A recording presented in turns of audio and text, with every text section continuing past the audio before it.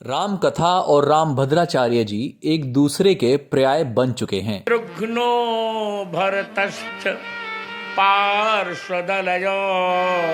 अपने खास अंदाज में राम कथा सुनाने के लिए राष्ट्रीय संत राम भद्राचार्य जी पूरी दुनिया में मशहूर हैं। उनके श्री मुख से राम कथा सुनने के लिए आज मुंबई के करीब नालासोपारा में देश के कोने कोने से लोग पहुंचने लगे हैं। ऐसे में जिस ग्राउंड पर राम भद्राचार्य जी राम कथा सुनाने वाले हैं, वहां का दौरा किया जय हिंद 24 न्यूज की टीम ने। जय हिंद 24 न्यूज की टीम उन लोगों से भी मिली जिन्होंने राम कथा को सफल बनाने के लिए अपनी एड़ी चोटी का जोर लगा दिया है। नालासोपारा में रोजाना दोपहर 2 बजे से राम कथा शुरू होगी और यह सिलसिला 31 दिसंबर तक चलने वाला है। तो आइए मिलते हैं नालासोपारा की उन हस्तियों से जिनके प्रयास से राम भद्राचार्य जी जैसे विश्व विख्यात संत का नालासोपारा में आगमन हुआ। इस समय हम नालासोपारा के उस ग्राउंड में है जहां कल गुरुजी का प्रवचन शुरू होने वाला है।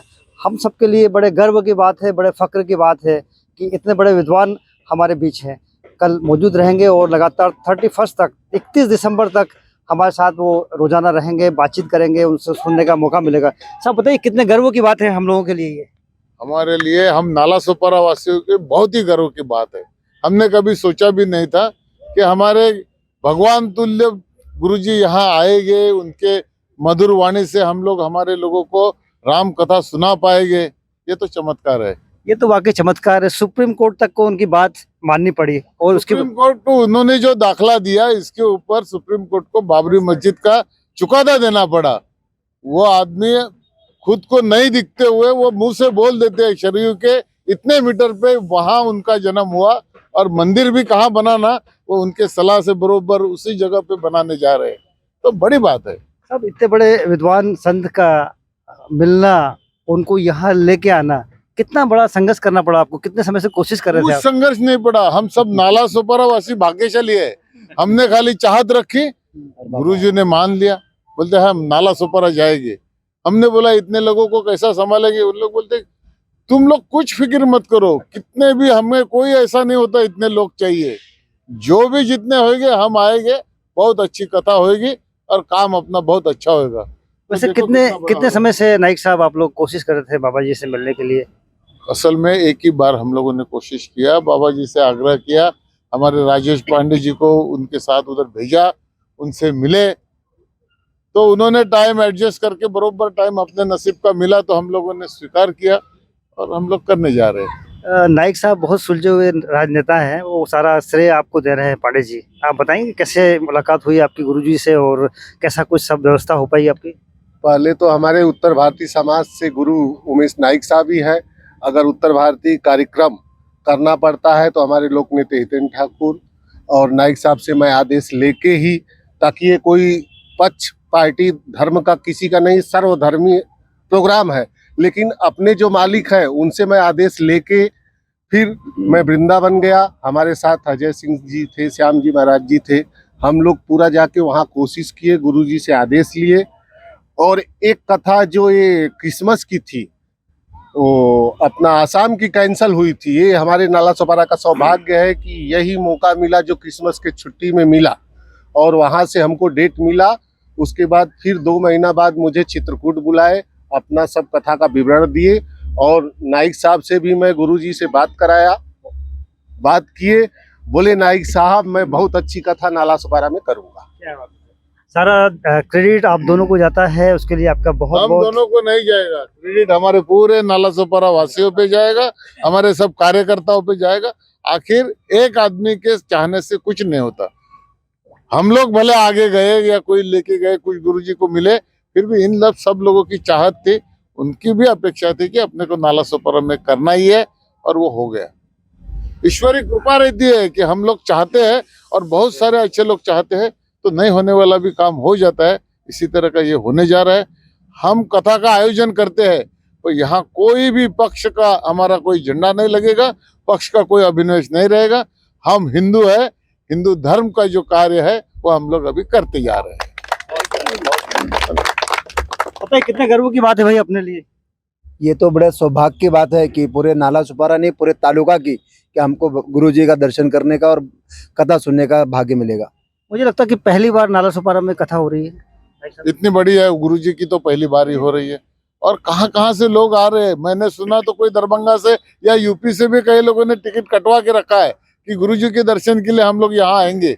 बाद वाया रिक्वेस्ट आ रही है गुरुजी से रूबरू मिलाओ, तो बोला रूबरू मिलाने का नहीं, कथा सुनेंगे, जैसा भी उनका कार्यक्रम होएगा, व्यस्तता होएगी, उस हिसाब से जो भी सबको होएगा वो आपको मिलेगा, उनके मिलने का जुलने का। आप बोलेंगे भैया गुरुजी के बारे में कुछ बोलेंगे आप? बहुत बढ़िया। गुरुजी कलयुग के देवता है, जो उनका दर्शन करेगा जरूर मोक्ष उसको मिलेगा।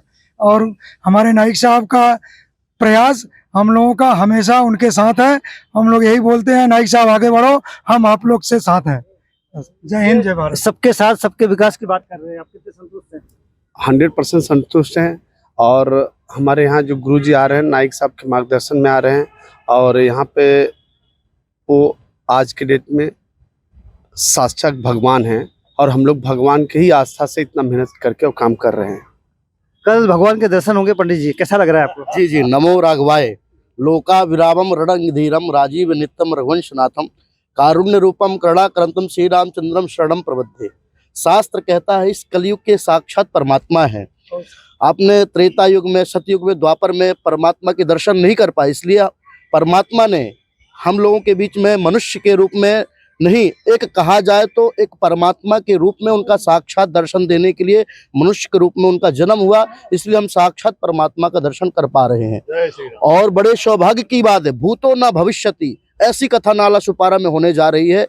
और ये श्रेय जाता हमारे नायक साहब जी को, पांडे जी को, क्योंकि शास्त्र कहता है कि कभी भी अच्छा जब आप कर्म करने जाते हो तो बड़े सौभाग्य से प्राप्त होता है, बड़ी तपस्या करनी पड़ती है, जब तप करते हो तब जाकर के इसका फल मिलता है।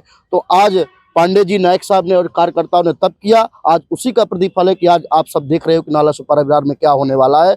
और भगवान से प्रार्थना करूंगा ऐसे ही अमृत वर्षा होती रहे। कल गुरुजी आएंगे, सबको आशीर्वाद प्रदान करेंगे, सबका उनका दर्शन कल प्राप्त होगा। हर हर महादेव, नमो राघवाय। कल गुरुजी आपके सामने होंगे, कितना ऐतिहासिक लम्हा है, कितना आपको बेसब्री से उस पल का इंतजार है जब गुरुजी साक्षात भगवान आपके सामने होंगे?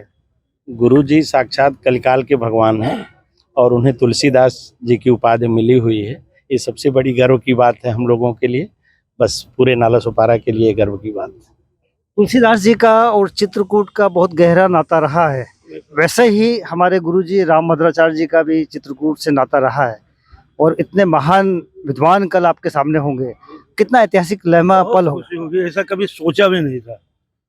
इतना खुशी होगी कि हम लोग सोचा भी नहीं था कि भाई साहब यहाँ ये सब प्रोग्राम हो जाएगा, आपने कोई उम्मीद ही नहीं थी। ऐसा कहीं सोचा नहीं था, लेकिन कल ऐसा होने वाला है, कैसा लग रहा है? होने वाला है। संपूर्ण उत्तर भारतीय इनके आने से और इनके प्रवचन से सब लोग प्रफुल्लित होंगे।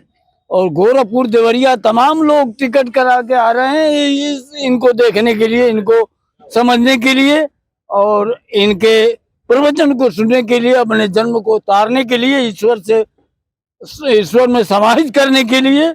साधारण पुरुष नहीं है, कलयुग के ये भगवान ही है।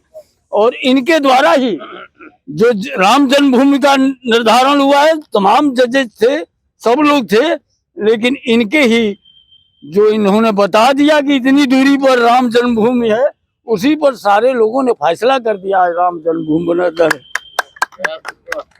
देश की सबसे बड़ी अदालत को मानना पड़ा, रामभद्राचार्य जी के आदेश का पालन करना पड़ा। एक प्रकार से यह कहा जाए तो कोई अतिशयोक्ति नहीं होगी। और वही रामभद्राचार्य जी राम कथा के पर्याय माने जाते हैं, वो कल हम आप सबके बीच होंगे, जिसको सुनने के लिए पूरे हिंदुस्तान से लोग आने वाले हैं। और ये कथा चलने वाली है 31 दिसंबर तक। कैमरा पर्सन हरीश राउत के साथ हितेंद्र पवार, जय हिंद 24।